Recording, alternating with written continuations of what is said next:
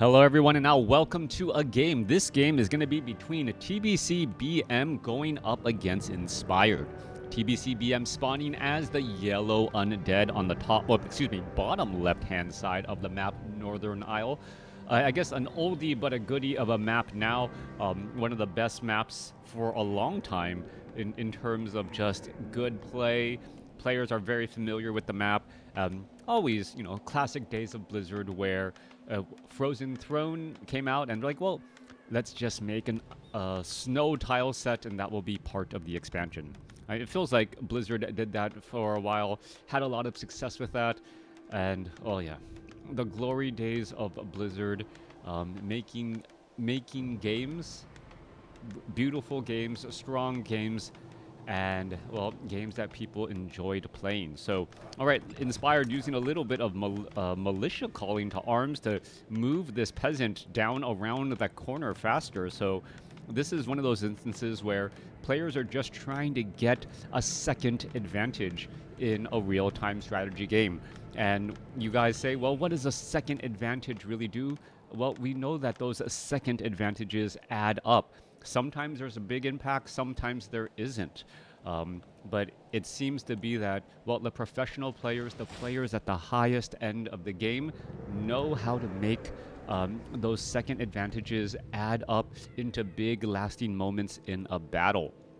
Death Knight now halfway going to get trained up here. We can see that there was a graveyard, so TBC BM may be going for a classic Death Knight Crypt Fiend opening.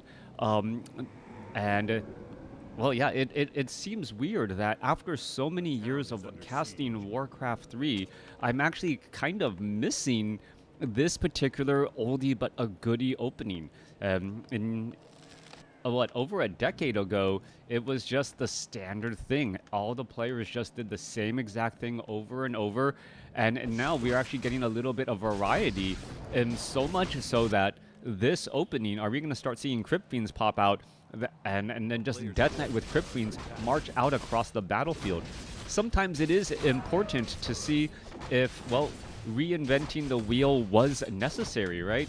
Maybe we're going to come back around and we're going to see TBCBM just use Crypt Fiends, Death Knight, Death Coil to great effect, as the Acolyte now able to switch around the corner there, unable to chase that little pig crossing the road, didn't slow down that unit quite enough. Meanwhile, Inspire going to go after this Ogre Magi creep camp. The Water Elemental actually a little bit too far away from the action, unable to, well, pressure wash with some damage onto that Tuskar Trapper, as the Death Knight here clears out an easy green creep camp and now makes his way around. Are we seeing some Crypt Fiends getting added in? No, we are not. So the graveyard was constructed. I don't see any Crypt Fiends. I don't see any upgrades yet. So not quite sure what to make of that early graveyard coming across from TBCBM. I'll have to keep a close eye on that as well, as we're looking at a couple of peasants, well, trying to speed build this 12 o'clock position and get that expansion up and going. Meanwhile, back down to the southern side, let's see. Tech to Tier 2 is already a third of the way across here. And are we going to be looking at this classic fight? Death Knight now looking to put in pressure, perhaps get some damage onto some of those units. There's a Rod of Necromancy charge already. Death Knight, however, taking a lot more damage than he should be expecting here, and or he should be right now, as ghouls are going to be going after the peasants here. Death Knight may try and come across, get a Death Coil. There's going to be a Death Coil to save the ghoul, as one peasant gets taken down. That is a deny right there. Death Knight still sitting at level 1 right now without Unholy Aura and without that Blight. The Death Knight's natural regeneration is just going to be significantly weaker.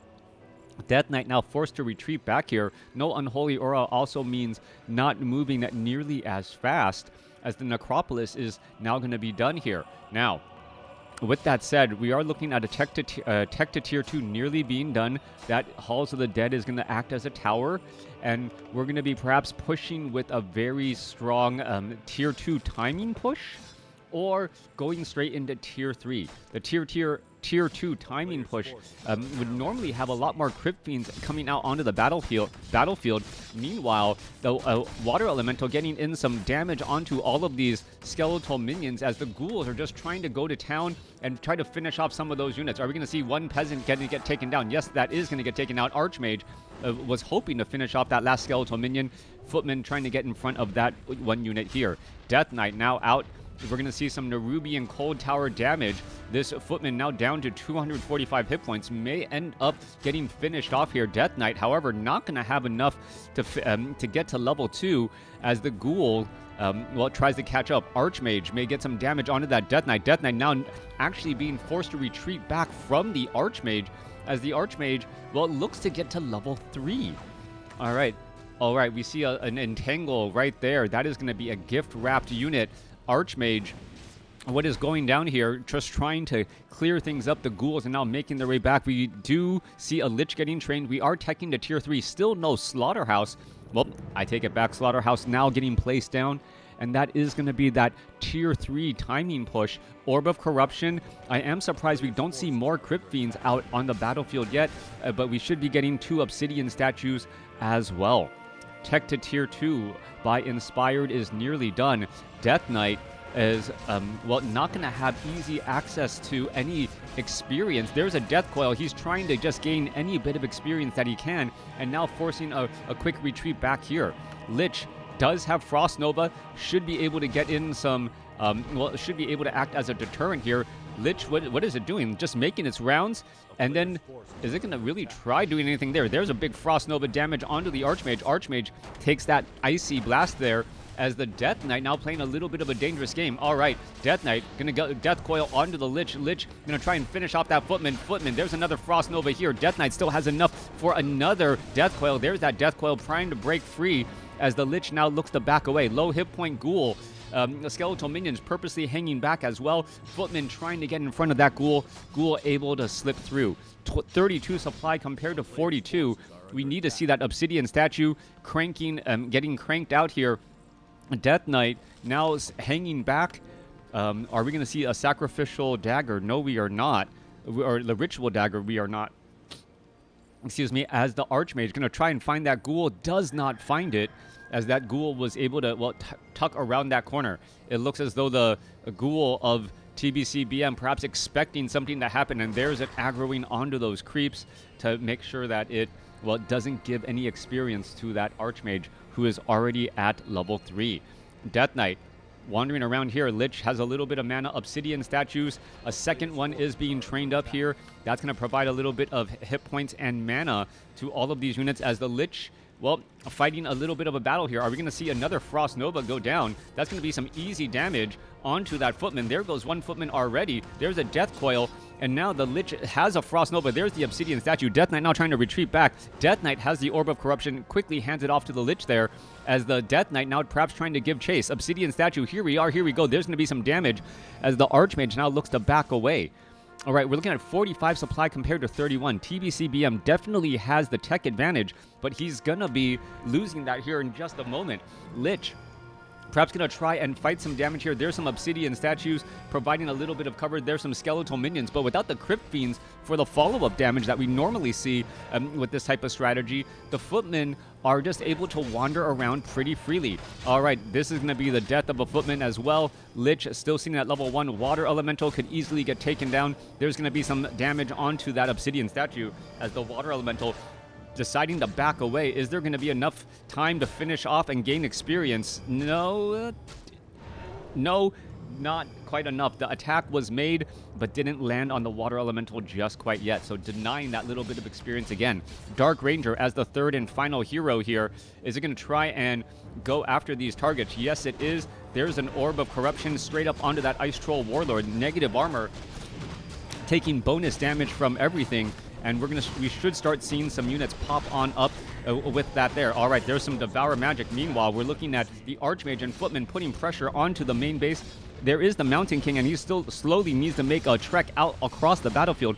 41 supply over 50 for TBCBM as the Destroyer now makes its ways around. All right, Temple of the Damned. We are getting up more Obsidian statues. There's some Devour Magic. Now perhaps going to try to get some damage onto those Footmen. as, well, the next Temple of the Dam should end up getting canceled. Is it going to get canceled? No, it is not. And now there's some more Devour magic again. All right, trying to get some damage onto those footmen. There goes a couple of more units getting cleaned up here as the Mountain King gets caught out in open field. Dark Ranger nearly, or at 1.5. Lich nearly at level 2. We need to see this Obsidian statue not absorb damage here. Yeah, needs to hang back. There's level 2 now on that Lich. Level 3, level 1 going up against a 2-2-1 here as the destroyers are, well, trying to clean things up as well. We should be getting multiple level 2 heroes, maybe even a level 3 Death Knight, as the flying machines are out and about. Not enough flying machines to really make a big difference here. Dark Ranger is sitting at level 1. Does have black arrows, and, well, perhaps going to try and go after some of these targets here. All right, there's a little bit of damage. Yuna's trying to retreat back here. And now what is going to go down? The Dark Ranger needs to get out of range of those arcane towers as the destroyers quickly dive in here. All right, there's a little bit of mana on that destroyer. That's going to be doing quite a bit of damage. The destroyer needs to back away. Going to take a lot of damage from that guard tower and perhaps get taken down. Yes. One destroyer lost. 64 supply compared to 38. Inspired is actually in a great spot here. Supply advantage, has his third hero up as well. And, well, we see some Staff of Sanctuaries saving some units who dove in a little bit too far. Wand of the Wind picking up. Paladin could be in trouble. Down to 81 hit points. Is it going to get taken down? Lich doesn't have enough, but, well, the auto attack able to take it down here. Meanwhile, Lich, Scroll of Town Portal transferred, and now we're looking at a little bit of damage. Dark Ranger going to be in trouble. Down to 49 hit points before the Scroll of Town Portal takes it back home. A beautiful save across multiple heroes here. Death Knight now needs to find a way to get to level 3. There's a relatively easy creep camp here. Well, relatively easy once you already have this many units out here on the battlefield. Dark Ranger down to 41 hit points, needs to back away. Lich now taking a little bit of damage. Death Knight wants to get to level 3. Once he gets to level 3, I gotta believe level 2 Death Coil is going to be available for that Dark Ranger or that Lich. Abomination out on the battlefield, 44 supply compared to 70. Inspired still having the economic and army size advantage. Meanwhile, TBCBM trying to play the catch-up game using, well, the undead heroes, Obsidian statues, to try and gain even more hero levels, perhaps being able to nuke down things a little bit later. We're sitting at 50 over 50 supply. We are getting Banshee Adept training, just trying to use Banshees for perhaps Curse and Possession as well, as the Magnetar Reaver gonna get cleaned up here. All right, Magnetar Reaver getting cleaned up. Claws of Attack plus 12, quickly given to that Lich. Lich now with some crazy damage. Plus 17? Yeah, plus 17 damage with that Orb of Corruption and that auto attack. Flying Machine's trying to be coming back the other way. That destroyer does not seem long for this world, and here we are going to go ahead and engage. A little bit of damage going down. Destroyer taking quite a bit of damage as the Dark Ranger going to be in trouble. Dark Ranger trying to retreat back out, but the army size of Inspired is just too much here. 75 supply compared to 42. Lich gets blasted away, and the Silence, well, not able to shut down the enemy heroes long enough. Obsidian Statue is trying to move away. Banshees still do not have possession yet, as we're looking at the Death Knight forced to use the Scroll of Town Portal to retreat back out. Staff of Sanctuary used, well, effectively by the Archmage to retreat another unit all the way back home. Which one was it? The Paladin. He was able to heal up everyone and then gets sent home to, well, live and fight another day. Lich waiting to get resurrected at the tavern. We're looking at the Death Knight coming back across here. Tuskar, Trapper, Ogre, Magi. This base is just going to get cleaned up here. But it feels like Inspired, this is his game to lose. Only if he makes a drastic mistake is he going to fall apart here. Army size advantage so large for Inspired. Even if we see that Lich get up to level 3, it's not going to be enough unless the Paladin is just simply too far away. All right, Orb of Fire, a little bit of damage. Fly Machine's coming back across. Knight's going to try and dive in. If we're going to see a Stormbolt onto the Banshee, anti-magic shell, well, prevented a little bit of that damage. And now TBCBM has used a third Scroll of Town Portal. What is that? That's a 700. That is 700 gold purchased on Scrolls of Town Portal for the Death Knight to even leave his home right now. that would have been, what, 2 additional abominations out on the battlefield, something to be able to keep this army going. Meanwhile, we're looking at Inspired now continuing to clear out some difficult creep camps as he tries to establish up a 3rd outpost.